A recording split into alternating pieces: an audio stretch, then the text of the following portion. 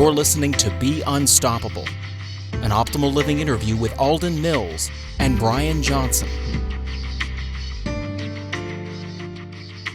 Hi, this is Brian. Welcome back to the Optimal Living interview series. Today, I'm thrilled to be chatting with Alden Mills.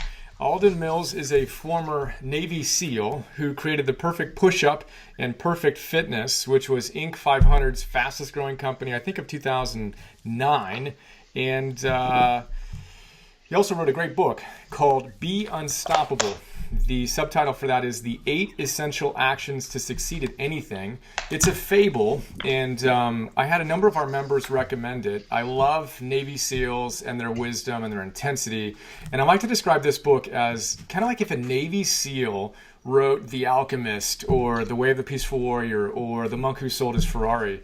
That's, from my perspective, what this book is. Alden wrote it for his 4 sons and obviously for us, and kind of weaves the fable with some really practical lessons and has a code that we can follow to crush it. I absolutely loved it. Immediately sent a copy to my right-hand guy who absolutely loves it as well. And just thrilled to chat, Alden. Appreciate you taking the time. Honored to be here, Brian.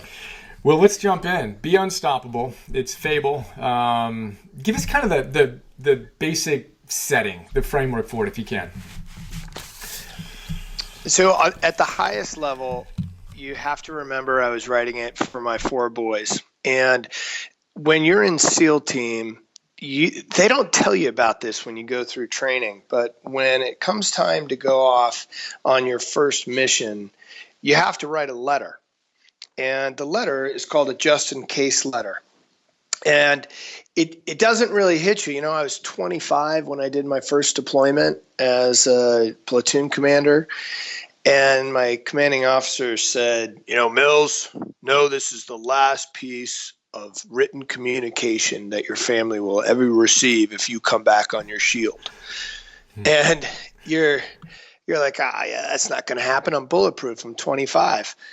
And, at the time I was writing letters to my mom, my dad, and my brother. So there really wasn't a lot to talk about other than to thank them for giving me the opportunity to do what I was doing and tell my brother, hey, I'm sorry for throwing rocks at your head in 3rd grade and stuff like that. But as I went along, I ended up writing 3 of those letters. I didn't think anything about it.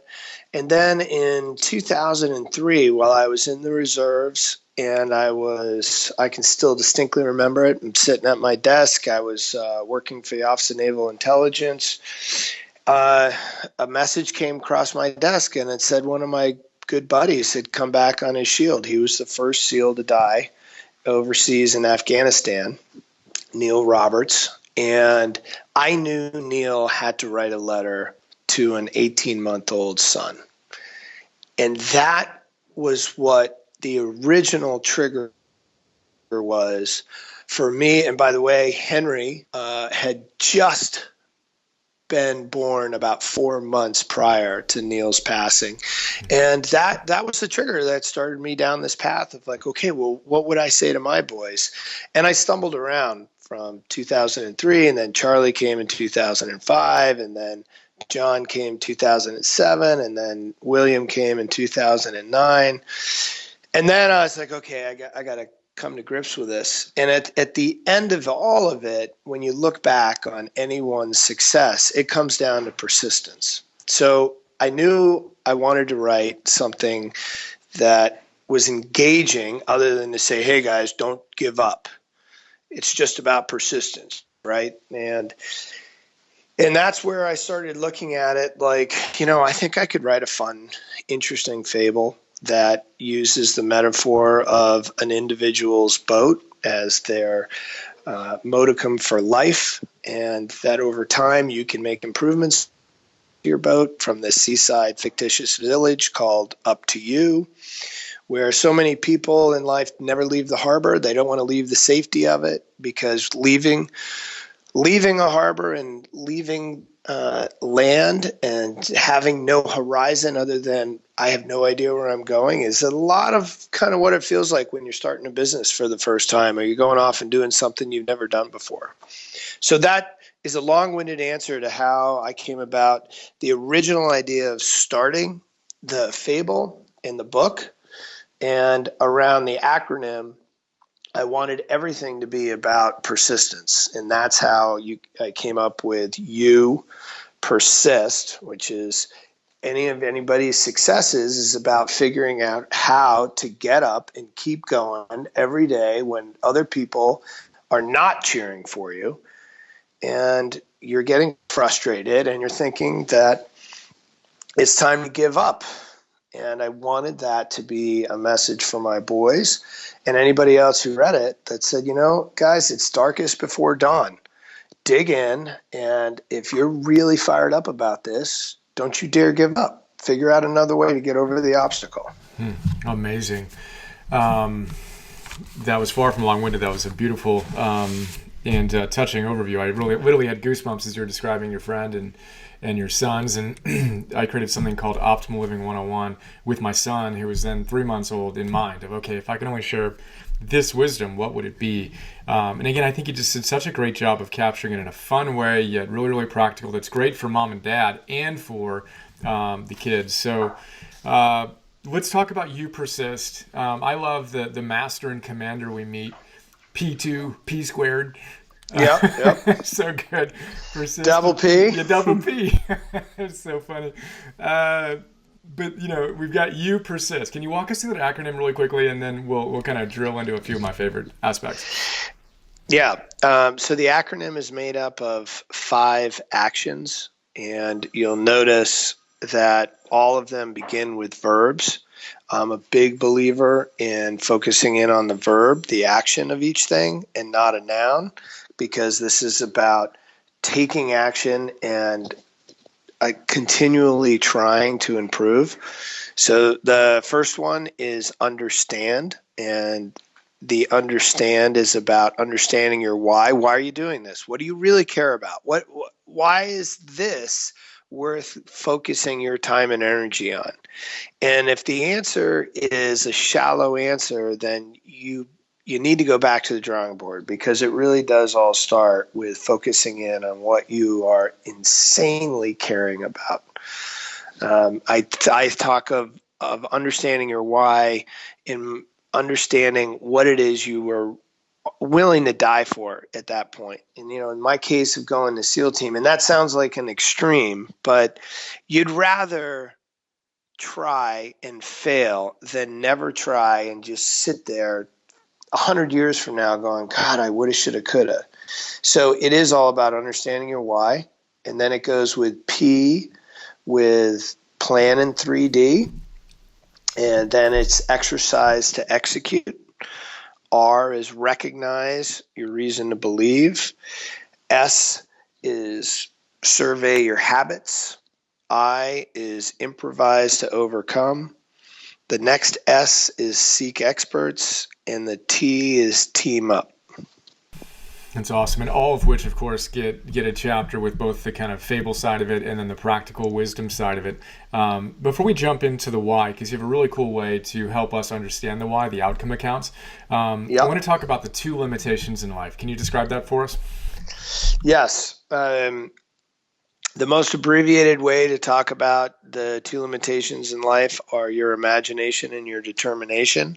I've abbreviated it since I've written the book. I know that in the book I talk more about, your creativity and your courage. And it's all about understanding that the only limits you have in life is your ability to dream up great ideas and your ability to go after them. So that comes down to imagination and determination. I love it. And now let's get to that kind of the why aspect, the U in U.P.E.R.S.I.S.T. Understand your why, starting with a verb. You talk about outcome accounts, and when you set milestone goals, you create this. I thought this was awesome. Can you share that with us? Yeah, so an outcome account is I'm plagiarizing from Accounting 101, where there are T accounts, where you had credit and debits. Yep. But at the top of it is defining your goal. And I think your idea of actually circling your goal is even better than just outlining it. I mean, highlight it, put it in bold. But, as an example, graduate from the Naval Academy on June 5th, 1991. That would have been a milestone goal for me. And notice I said June 5th. There are people that graduate late. That's because they didn't get all their grades done. But so you really pick and focus in on exactly what it is that you're going after. And then on the left side, which would be the positive side, you write down all the positive things that will happen in your life for you achieving the milestone account or the milestone goal. And on the minus side, you write down all the negative things if you don't achieve it. And it's interesting. People will talk about, humans avoid pain, pursue pleasure. Many times the negatives are bigger drivers for me than the positives. Certainly in the case of when those demons of doubt come knocking, the idea of having to suffer through people telling me, you couldn't have made it. We knew you couldn't have. You were foolish to try. Those things pop into your head. And it's good to know about those things in advance, because when you get into that dark cavern of doubt that goes inside your head, and everybody has it. Everybody has these demons of doubt that come knocking. The way you knock back is by understanding the positives and the negatives of deciding if you want to listen to those demons. I love it. And I did this exercise and, wrote down my most important goal. And like you, there's positive, you get fired up. And of course, there's things I'm really inspired by, but it was a negative one that just jumped out at me of that's just not okay. Like that is not okay. And then what needs to happen in order to make the positive result happen, kind of holding both that negative energy and alchemizing into this is the constructive action I'm going to take was awesome. So I just love that. If you're sitting there with the goal, we'll figure out your goal and go through this chart of accounts process. What are the positive things you'll get? What are the negative things you're going to experience if you don't hit it? Huge, really powerful way to understand our why, which leads us to the P, which I loved as well, which was plan in 3D. I thought that was one of the coolest, simplest ways to break down how to go about getting things done. Can you walk us through that?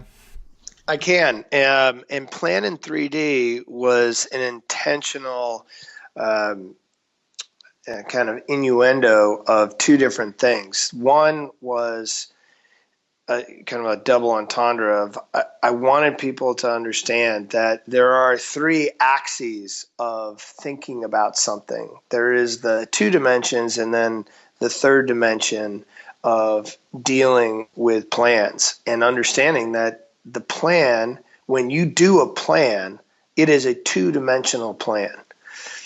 And what you have to be prepared for is what you can't be prepared for, and that's the unknown. Every time you'd go on a SEAL mission, the plan only got you to getting out the helicopter or jumping off the boat or diving out of the submarine. And after that, the plan was in a totally new dimension because it was the now of dealing with whatever happens. So the plan is great in thinking about contingencies and everything. But at the end of the day, when you're dealing with long-term, big milestone things in your life, there are three basic things you're going to have to do. The first thing is you got to define the goal, like we talk about, and understand your why. The next thing is you got to divide it into small, little, bite-sized chunks. That's called divide it. And then the third one is doing it daily. And for me, I got to do something daily, even if it is like, I'm writing a book right now. Sometimes I can't even write 100 words. Sometimes all I can do is say, all right, well, today I'm gonna write a phrase of a new chapter that's gonna be the essence of what I want it to do. But the idea of it's constantly front sight focused, thinking about it, and you define it, you divide it, you do it daily. That's awesome. And I love the metaphor you had of, you define it. So you've got your big goal that you're inspired by, and then you divide it, and the way you described it, I thought was just so cool. If you take a sledgehammer to it, right, and you hammer that huge milestone goal into tiny little pebbles, right? That's right. You can carry away. And I actually talked about this idea. I taught a class called Conquering Perfectionism 101 yesterday. And this is one of the big ideas, because as a recovering perfectionist, you got to do it all at once, versus just take a sledgehammer to it, find that tiniest little phrase for a potential chapter, right? And do that That's every right. single day. Keep that momentum. I thought that was such a cool frame. It is, Sledgehammers. and if anybody's ever used a sledgehammer, they know how therapeutic it can feel, smashing the sledgehammer against something. And then you take that tiny little pebble, right? Do it every single day. Move it. That's right. So good. Okay, so Bit by bit. Yeah, in your background, obviously as a SEAL, and then with Perfect Fitness and Perfect Push-Up, fitness and exercise is such a big aspect of who you are and what you're about. Talk to us about the magic pill. So when I go out and give public speeches about the book, I will start off with talking about this section with the magic pill and saying, hey, I'll pull out, an Advil or something out of my pocket and say, see this pill right here? Now imagine that this pill could get you the body you want. How much would you pay for it? What if I told you this pill could help you live 5 years longer on your life? It help you live maybe even 10 years longer. Now, what if I told you that this pill could help you find the love of your life? What if I told you it could help you earn all the money you ever really wanted to earn? How much would you pay for it? And people start putting their hands up in the audience. And then when I say, okay, there's a problem with this pill, there's a catch. And they go, well, what's the catch? And the catch is you have to dedicate 30 minutes of your day for this pill to work. Now, for a lot of people who actually do take a pill every day, that's not a lot of time. There are lots of people who have to be sedentary for an hour or more just to let the medicine get into their system. They're like, oh yeah, no problem. I could take that pill. And then they go, well, okay. And then there's another problem with the pill is that for the first 30 days, you have no idea if it's working or not. But the next 30 days, you will start to feel a difference. And after the next 30 days, you'll start seeing a difference. So you got to commit to taking this pill for 90 days. Who's in? How much would you pay? And, of course, all the hands in the audience go up and they're like, oh, I'd pay a lot of money for that thing. And I'm like, oh, I got a great concept for you. It's essentially free. You can have it free of charge. And of course, the pill becomes exercise, and you start telling them about how many unbelievably important elements come out of exercise from improving your brain. I mean, the brain science is unequivocally powerful today. Like, if you ever talk to your members, one of the great things about today's neuroscience is that they've proven that exercise helps build new brain cells. When we were born, brain cells continue to die off throughout our entire life. But if you continue to exercise, you actually can build new neurotransmitters and new cells. So I could go on, but if you are going after a big, important goal in your life, you need the energy to stand up to whatever the challenges are every day, to get out of bed and keep swinging for that fence or keep using that sledgehammer to smash the rock. And you can't do it if you're out of shape, because when you're out of shape, naturally you get depressed. And when you're out of shape, you don't have the stamina. And the beautiful thing is there are days where you're like, I don't even know what I'm going to do. And there are days like that for me, and I'll just get up and be like, okay, well, I'm going to drop down and push them out. I'm going to do some push-ups. And SEAL team, we would talk about if guys saw that we couldn't make a decision, they'd be like, drop down, push them out. They just totally stop you and go, drop down, push them out. and then you're like, it kind of breaks your state, and you're like, okay, I guess we're going to go left. Let's get out of here. And that's the same thing of exercise. The beauty of exercise, again, another double entendre, is by exercising, you are executing. If you especially put exercise in the beginning of your day, you've already done something. You know, Admiral so McRaven, one of our 4-star admirals who gave a commencement speech at University of Texas, he basically boiled it all down to making your bed every day. And if you did nothing else, at least you made your bed. I would say if you do nothing else all day, at least you got a good workout in and you did something great for your body, because your brain will get stronger and start thinking and helping you. It's all so good. I love the magic pill, and I'm actually prepping for my next class, which is going to be on movement 101. And I love your when in doubt, push them out. Yeah. I'm into burpees, so I've gotten even more into it since reading your book. And then it's funny because I interviewed John Rady, who's one of the world's leading thinkers, psychiatrists, neuroscientists on the science of exercise, who shares everything you just shared. And I actually interviewed him on 2 books. I did his Spark and then Go Wild. And we did them back to back, but in between, we took a break to bust out. I did my burpees. I think you did some Hindu squats or something. It just gets you in the right state of mind. Yeah, it's pretty fun. It absolutely does, without question. Yeah, it's unbelievably cool. So much more we can talk about. Yeah, and his book, Spark, the subtitle is the link to aerobic exercise and brain function or something. Is that the Spark you're referring to? Yeah, I'll actually pull it up right now. Yeah, it's the revolutionary new science of exercise in the brain. Yeah, fantastic book. Yeah. Great book. And what they did in Chicago outside that school district, I mean, I brought it to my school district because I'm very involved in our public school. I'm like, you know what? Pay attention to this. We need to be doing this with all our kids. Let's talk about that for a moment longer, because that's actually one of the ideas I'm going to talk about in that class. It was Naperville was the school. Yes. And so they were, like a normal school, right? Not particularly healthy. Yeah. And then they got them to the point where they were literally, if not one of the fittest schools in the country. 3% of the student body, only 3% were overweight. But not only were they the fittest, they were one of the smartest. And they, I think, placed first in the world in whatever that science test is that the U.S. usually lags behind. And it's absurd. Yeah, it was first or second. I think they came right behind Singapore. But they tested individually.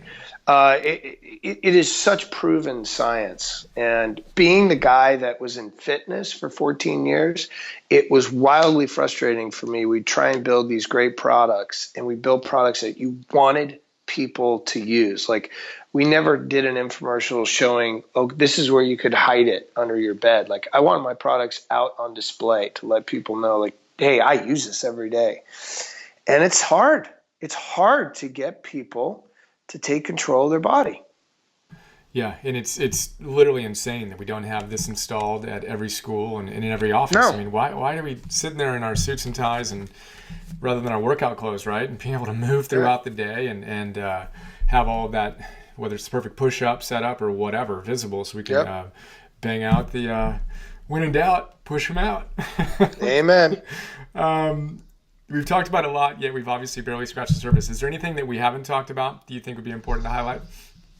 Up to this point, Yep. I would just kind of constantly remind people that there are 3 basic things we can control: our mental, our physical, and our emotional. There is a 4th, and that control is more of a personal control with a higher authority called your spiritual side. I don't talk as much about the spiritual side, although I'm quite a spiritual person. But when you remind people that if you can focus in on what you can control, the rest will take care of itself. And you go, okay, well, what can I really control? And you say your actions and your attitudes. Your actions, the ability for you to take action, i.e. also your ability to have the stamina to continually take action, and your attitude. And where do attitudes come from? Attitudes come from how you think and how you feel, right? Your emotions and your mental thought process. And how you think is all about the experiences that come into your brain, because we don't come pre-programmed with, well, I should not like this person and I should like that person. It's all about making sure you understand you're in control of what you think about and you're in control of your emotions. It's attitudes and actions. Yep. And exercising the control that we have rather than complaining about all the things that we can't control or even influence the way we want. One of the things we didn't talk about is the T in team. I know your next book is about being unstoppable within the context of a team, which I can't wait to read. Can you give us kind of the high level overview of what you think is most important to think about in that context? So T is team up, and the next book basically begins where this leaves off around building unstoppable teams. And the framework that I refer to is based off of, I think the best way to sum it up is based off of Teddy Roosevelt's quotation, "Nobody cares how much you know until they know how much you care." The rub is, how do you show people how you care? And every team that I've ever been successful with has been what I call a care-based team.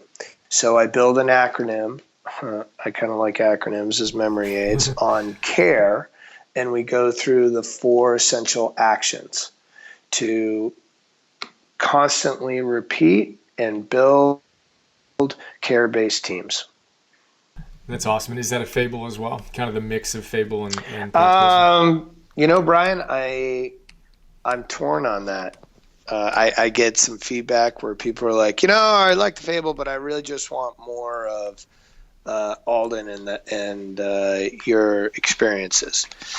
I have the fable outlined, and I don't know. You got some feedback for me on that? Well, you pulled it off. I mean, it's hard. I think it's hard to pull off the fable. I think there's a small number of really good quality stories that are fun, So I think I couldn't see myself ever doing that, for example. It's not screenwriting 101. The 2-unit class at UCLA was the hardest class I ever took. So that's not in my genius zone, but I think it is in yours. So I think that's what comes to mind. And then, obviously, whatever's going to most inspire you. But I'm eager to read either version. Hey, I'd be honored for you to read it, and I'd love feedback. Right on. Well, keep me in the loop for sure. And again, be unstoppable. 8 essential actions to succeed at anything. I'm really proud that our show is a family show, and I get a lot of feedback from families that they listen to this and the Philosopher's Notes and everything else. This is a great book for the family. Our son Emerson's only 3.5 now, but I can't wait for him to read it. It was a letter to your sons and to my son, So highly recommend it for families. Check it out, moms and dads, and anyone looking to take it up to the next level. Alden, actually, I'd like to wrap up these chats. I was going to thank you, and I'm going to thank you again. But if you had to share one piece of wisdom with our audience, an individual passionate about optimizing their lives, what would that one piece of wisdom be? Your life is up to you, not up to somebody else. There are no excuses. It's up to you. You decide the courses you take, the dreams you come up with, and the courage to go after them. It's up to you. Right on, which is the name of our fabled city. Up to you. That's right. Brilliant. So people can find you. Where's the best place these days? They can find me at alden-mills.com. Okay, ALDEN-MILLS.com. Check out the book. Check out Alden's work. Alden, thank you so much for taking the time, and thank you so much for living your life with such integrity and virtue and passion and persistence. And Brian, thank you for all the inspiring you do for everybody else. Keep them fired up out there. Right on. Let's do this. Hi, this is Brian. A lot of people don't know all the stuff I do beyond these free videos I share on YouTube, so I thought I'd do a quick video to give you an overview of our membership program that you can get access to and get a ton of other stuff. So here's a quick look. $10 a month, join the Optimal Living membership program. You get instant access to 250 Philosopher's Notes on some of the best Optimal Living books out there. Old school classics, positive psychology, modern stuff, mindfulness, peak performance, purpose, neuroscience, wealth, etc. And what you may not know is that in addition to the PNTV episodes, I create PDFs on all of these great books. So 6-page PDFs. Let's take a look at one of them. Joseph Campbell. You want to figure out how to live your hero's journey? Well, this is a great place to start. I basically pull out my favorite big ideas, riff on them, connect them to other books and other ideas, and help you apply this wisdom to your life today. That's what the PDF looks like. Again, we have 250 of these on all these different great books. And then I record those PDFs as an MP3. So you can listen to that MP3 while you're on a walk or working out or doing some errands or whatever. That is Philosopher's Notes. A lot going on there. And then in addition to Philosopher's Notes, you get access to Optimal Living classes, Optimal Living 101. Idea here is that all those great teachers come back to the same big ideas again and again and again. I distill those ideas into classes. Super practical, fun, inspiring classes ranging from Habits 101, Confidence 101, Getting Stuff Done 101, Meditation 101, instant access to all those classes. And then future classes include Relationships 101, Energy 101, Purpose 101, Business, Goals, etc. Those are our full-length classes. And then I create micro classes, 2 to 3 to 5 minute little bursts of wisdom on my favorite great ideas from these great books across the domains that you want to optimize in your life. So we have dozens of these so far. I create 50 new micro classes every month and 10 new Philosopher's Notes every month for $10 a month. So we're blessed to have thousands of members who are enjoying the program and sharing some incredibly kind words with us. And super simple, $10 a month, cancel anytime. Would be honored to be a bigger part of your life. And I appreciate your support. And here's to optimizing and actualizing.